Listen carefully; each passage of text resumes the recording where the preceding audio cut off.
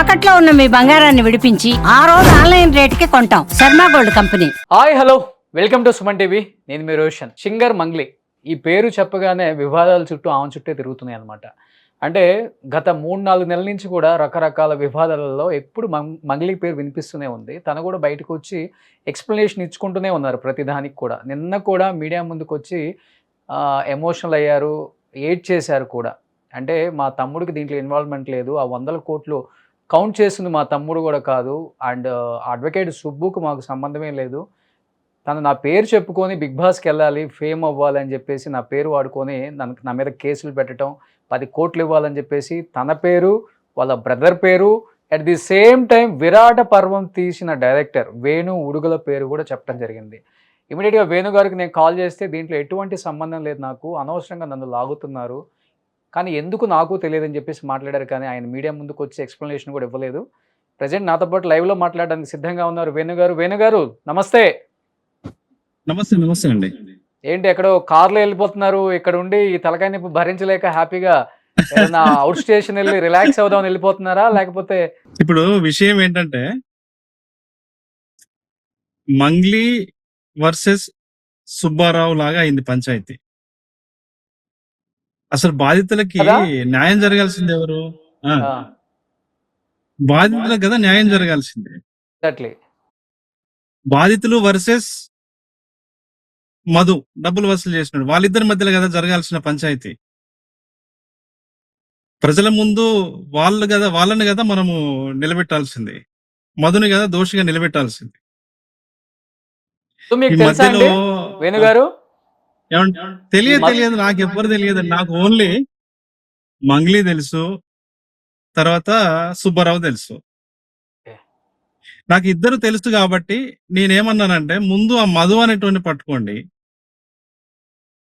పోలీసులకి వాడి మీద కంప్లైంట్ ఇవ్వండి, అప్పుడు బాధితులకు న్యాయం జరుగుతుంది. మీరు ఇట్లా ఆరోపణలు చేసుకుంటే ఏం లాభం అని నేను శాంతియుతంగా పరిష్కరించుకోండి అని మాత్రమే నేను చెప్పా.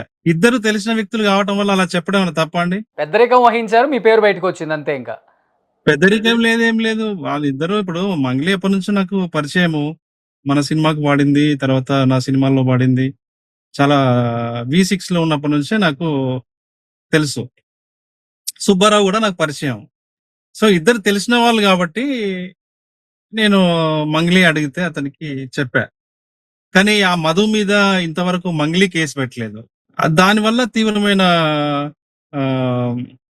అనుమానాలు ఇట్లాంటివన్నీ మీడియాకి వస్తున్నాయి, ప్రజలకు వస్తున్నాయి. అది మీరు అడిగారా మరి? నేను అదే రోజు చెప్పాను. మంగ్లీని మీరు అడిగారా? సుబ్బారావు మీద కేసు పెట్టడం కన్నా కూడా మధు మీద కేసు పెట్టడం అనేది చాలా ఇంపార్టెంట్ కదా ఇప్పుడున్న ఈ తరుణంలో. మీరు మధు మీద కేసు పెట్టకుండా సుబ్బారావుని ఎందుకు హైలైట్ చేస్తున్నారని అడిగారా మరి? నేను ఇప్పుడు ఏం మాట్లాడలేదండి. నేను ఒక మార్చ్ 22, 24 మధ్యలో అనుకుంటా ఆ డేట్, ఒక సండే. ఆ సండే రోజున పూజారి నాగేశ్వరరావు గారి దగ్గర, అడ్వకేట్ గారి దగ్గరికి వాళ్ళు వచ్చారు. నేను ఉన్నాను, పూజారి నాగేశ్వరరావు గారు ఉన్నారు, ఇంకొక ఇద్దరు మనుషులు వేరే బయట వాళ్ళు ఉన్నారు, సుబ్బారావు, మంగ్లీ ఉన్నారు, కొంతమంది బాధితులు కూడా ఉన్నారు. ఆ రోజున అందరూ వచ్చారు అక్కడికి. అయితే నేను అదే రోజు చెప్పిన, ముందు మధు అనేటోడు నీ పేరు చెప్పి వసూలు చేశాడు కాబట్టి ముందు ఆ మధు అనే వాడి మీద మీరు కేసు పెట్టండి. ఆ మధు అనేటోనితోని మంగ్లీకి నాకు ఎటువంటి సంబంధం లేదు, అంటే ఈ జరిగిన దీనికి మంగ్లీకి సంబంధం లేదని వాడి చేత చెప్పించండి, వాడి చేత ఒక ప్రెస్ నోట్ ఇప్పించండి, నువ్వు బయటపడతావు అని ఆ రోజు చెప్పాము. నేను వెళ్ళిపోయా. ఆ రోజు అది క్లోజ్ అయింది. సుబ్బారావు కూడా ఏమన్నాడంటే ఆ రోజున, అన్న మీరు ఆ మధు అనే వాడితోని ఒక వీడియో గనక చేపిస్తే ఈ అమ్మాయికి ఏమి సంబంధం లేదని వీడియో చేయించండి, నేను ఈ అమ్మాయి జోలికి రాను అన్నాడు. ఆ రోజు మీటింగ్ అలా కన్క్లూడ్ అయింది. తర్వాత ఆ అమ్మాయి మధు అనే వాడితో వీడియో చేయించలేదు, మధు అనే అతని మీద కేసు పెట్టలేదు. ఆ తర్వాత నేను కూడా పట్టించుకోవడం మానేశా. సడన్ గా మళ్ళీ మొన్న వేణువులకు సంబంధం ఉంది అని చెప్పేసి అందరు యూట్యూబ్ ఛానల్స్, మీడియా వాళ్ళందరూ రాస్తుంటే మళ్ళీ మొన్న నేను ఒక క్లారిఫికేషన్ ఇచ్చా, ప్రెస్ నోట్ ఇచ్చాను. సుబ్బారావు కూడా వీడియోలో చెప్పాడు, వేణువుడులకి ఇందులో ఎటువంటి సంబంధం లేదండి, బాధితుల పక్షాన వేణువుడులో ఉన్నాడు అని. నేను బాధితులకి న్యాయం జరగడం కోసం మాత్రమే ఆ మాత్రం నేను ఇద్దరి వైపున ఇద్దరి మధ్యలో ఉండి మాట్లాడడం జరిగింది. ఇప్పుడు ఈ మంగ్లీ తమ్ముడికి అండ్ మధు అనే వ్యక్తికి ఇద్దరికి సంబంధం ఉంది కదా, ఫ్రెండ్షిప్ ఉందని కదా. ఉంది అంటున్నారు. మీకెంత తెలుసు? నాకు అంతే తెలుసు. అంతకంటే ఎక్కువ తెలియదు. మంగ్లీ కూడా నిన్న ప్రెస్ మీట్ లో మీ తమ్ముడికి మధుకి సంబంధం ఉందా అంటే హాయ్ బాయ్ సంబంధం ఉంది, ఇద్దరికి తెలుసు అని కూడా చెప్పారు ఆమె కూడా. కావచ్చు. ఇప్పుడు మొత్తం దీనికి సూత్రధారి మొత్తం మధు మధు అంటారు, అంతేనా మీరు? అదే అన్నారు. ఇప్పుడు ఆ సినారియో అంతా చూస్తుంటే మధు అనే వ్యక్తి మంగ్లీ నాకు బంధువు అవుతుంది, మంగ్లీ నాకు దగ్గరి ఫ్యామిలీ ఫ్రెండ్స్ ఇలా చెప్పి వాళ్ళ దగ్గర వసూలు చేశాడు అంటున్నారు. మరి వాళ్ళు ఆ బాధితులు చెప్తున్నటువంటి విషయం అది. అంటే ఎంతవరకు వసూలు చేసి ఉండొచ్చండి? మీరు ఆల్రెడీ అక్కడ ఉన్నారు కాబట్టి అడ్వకేట్ దగ్గర మీరు కూడా ఆ సమయంలో ఉన్నారు అని చెప్తున్నారు. మీరు కూడా మధు మీద కేసు పెట్టండి అని 6 చెప్పేసి crores. మంగ్లీకి స్ట్రిక్ట్‌గా చెప్పానని చెప్పాను. అయినా మంగ్లీ వినలేదని మీరు చెప్తున్నారు కాబట్టి ఎన్ని కోట్లు అంటే బయట వినపడుతుందేమో 100-200 కోట్లు కలెక్ట్ చేశారు. 150 కోట్ల పైన స్కామ్ ఇదని చెప్తున్నారు. ఇంకొక పక్కేమో సుబ్బారావు బయటకొచ్చి 10 కోట్లు నా దగ్గర వసూలు చేశారు, దాంట్లో మీ పేరు కూడా ప్రస్తావించడం జరిగింది. తర్వాత మీకు సంబంధం లేదని తను కూడా ఒక ప్రెస్ నోట్ సార్, రిలీజ్ చేశారు. అట్ ది సార్ సేమ్ వినండి, టైం వినండి. బయటికి మాట్లాడితే పొలిటీషియన్స్ దాకా బెదిరిస్తున్నారు, చంపేస్తాను, పోలీసుల సపోర్ట్ ఉంది, నాయకుల సపోర్ట్ ఉంది, నన్ను ఎవరు ఏం చేయలేరు, నీ అంతు చూస్తానని బెదిరిస్తుందని తను ఒక ప్రెస్ నోట్ రిలీజ్ చేశారు. చివరికి ఈమె బయటకు వచ్చి తనకి ఏంటి ఈ అమ్మాయి శ్రీముఖి యాంకర్ మీద క్రష్ ఉంది, తనంటే ఇష్టం, బిగ్ బాస్కి వెళ్ళాలని చెప్పి మా పేర్లు ఇట్లా వాడుతున్నాడు, మా మీద ఇలా అలిగేషన్స్ చేస్తున్నాడని మాట్లాడుతున్నారు. ఏది నిజం, ఏది అసలుకి ఏది అబద్ధం అని కూడా అర్థం కావట్లేదు ఇక్కడ. ఈ వ్యవహారానికి నాకు ఎటువంటి సంబంధము లేదు. సుబ్బు కూడా ఎక్కడ నా పేరు ప్రస్తావించలేదు. అతను చెప్పాడు ఈయనకి సంబంధం లేదు, బాధితుల వైపే మాట్లాడాడు అని చెప్పేసి. ఇప్పుడు కాదు, ఎప్పుడు కూడా బాధితుల వైపే మనం మాట్లాడతాం. ఓకే. ఓకే, మన దగ్గరికి ఆ రోజు వాళ్ళు ఎవరైతే బాధితులు వచ్చారో 6 crores అది. సో బయట వినిపిస్తున్న 100 కోట్లు 200 కోట్లు అనే దానికి ఎటువంటి సరైన అథెంటిసిటీ లేదు. ఇదంతా కూడా పోలీసుల విచారణలో తేలాల్సినటువంటి విషయం. ఓకే. కానీ వేణుగారు ఈ సుబ్బు ఎందుకు తెర మీదకి వచ్చారు? అడ్వకేట్ సుబ్బు 10 కోట్లు నా దగ్గరే మోసం చేశారు అని, అదంతా ఆయన fake దగ్గర allegation మోసం అంటారా చేసిన మంగ్లీ మీద? లేదు, ఆయన ఏం చెప్పలేదు అట్లా. నా క్లయింట్స్ దగ్గర 10 కోట్లు అని అన్నాడు అంతే. అతని దగ్గర 10 కోట్లు ఏం కాదు.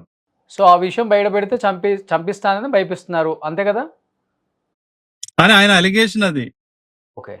ఆమె బెదిరించింది అని ఆయన అంటున్నాడు, మనకు తెలియదు ఆ విషయం. కానీ వాస్తవంగా మీకు ఎప్పటి నుంచో పరిచయం, మంగ్లీ ఇండస్ట్రీలో దాదాపు 14-15 ఇయర్స్ నుంచి ఉన్నారు, అందరికీ తెలిసిన వ్యక్తే. తను నిన్నేదో మాట్లాడుతున్నారు కానీ బాధలో మీడియాకి నేను ఇంటర్వ్యూలు ఇవ్వట్లేదని మీడియా నా మీద కోపంతో చెలరేగిపోతుందని, అది తప్పు. ఆమె ఆ బాధలో మాట్లాడింది, అది వేరే విషయం పక్కన పెడితే, ఏదైతే కేసు పెట్టినా ఒక ఎఫ్ఐఆర్ వచ్చిందో దాన్ని ఆధారంగా తీసుకొని కొంతమంది వేసిందే, అది మీకు తెలుసు, అది వాస్తవా? మీడియా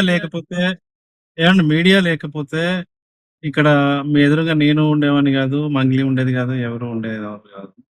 మీడియా అనేది ఎప్పుడు అది ప్రజలకి తర్వాత ప్రభుత్వానికి మధ్య అదొక వారధిలాగా పనిచేస్తుంటుంది.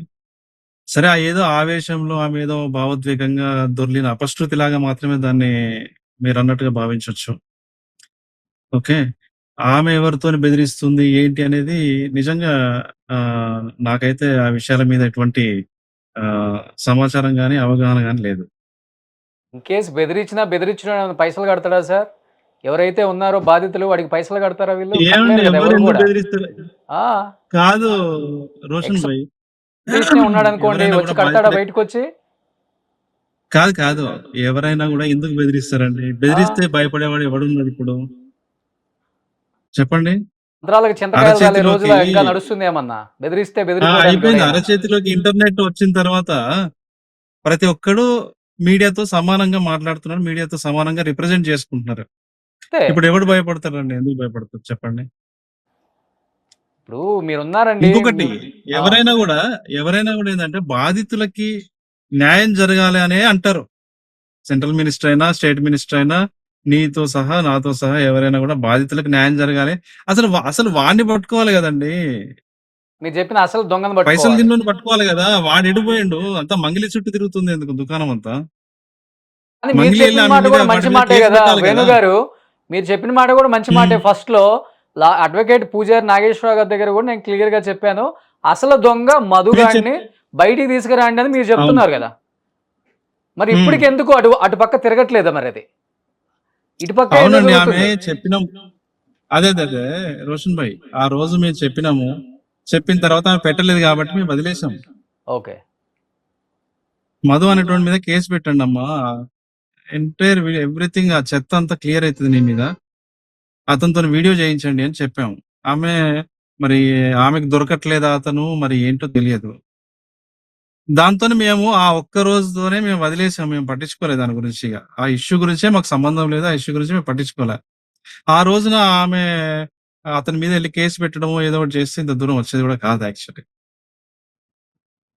కానీ ఇప్పుడు ఈ ఎటువంటి రోజున చెప్పండి. సుబ్బారావు కూడా అదే అంటున్నాడు, ఆమె అతని మీద ఎందుకు కేసు పెట్టట్లేదు అని. కానీ ఎటువంటి సంబంధం లేకుండా మీ పేరు వచ్చిందని బాధ ఉందా? ఈ 3-4 డేస్ బాగా మదన పడి ఉంటారు కదా డెఫినెట్‌గా. అంటే బాధ అంటే సార్, ఇప్పుడు మీ అందరికి తెలుసు, మీరు కూడా నాకు 10 ఏళ్ల నుంచి పరిచయము, నేనేంటో మీ అందరికి తెలుసు. అయితే ప్రజలు కొంతమంది అమాయకంగా తప్పుగా అర్థం చేసుకుంటారనే ఒక చిన్న బాధ అయితే కలిగింది.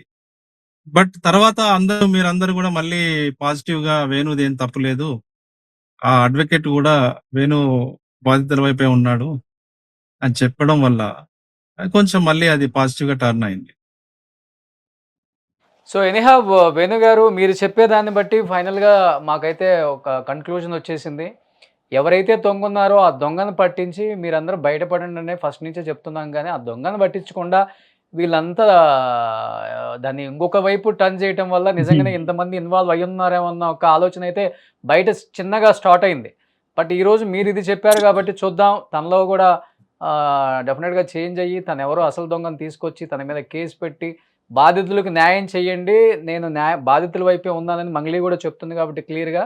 చూద్దాం ఏం జరగబోతుందో ఇవాళ రేపట్లో అర్థమవుతది కాబట్టి. మధు బయటకొస్తాడా? ఇప్పుడు మధు బయటకు రాకుండా సుబ్బునే మాట్లాడతాడా? విచిత్రంగా బాధితులు కూడా మధు మీద కంటే ఎక్కువ టార్గెట్ మంగ్లీ మీద చేస్తున్నారు. ఎందుకంటే ఆమెనే నమ్మిచ్చామని చెప్పి వాళ్ళు అంటున్నారు కాబట్టి. కలెక్ట్ చేసింది తనకు కూడా తెలియదనే కదా చెప్తుంది ఆమె కూడా. నా పేరు చెప్పి కలెక్ట్ చేశారంట.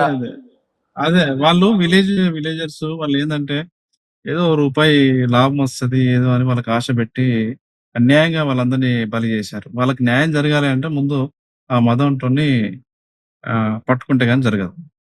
ఓకే. ఓకే ఎనీవే వేణు గారు. Thank you so much.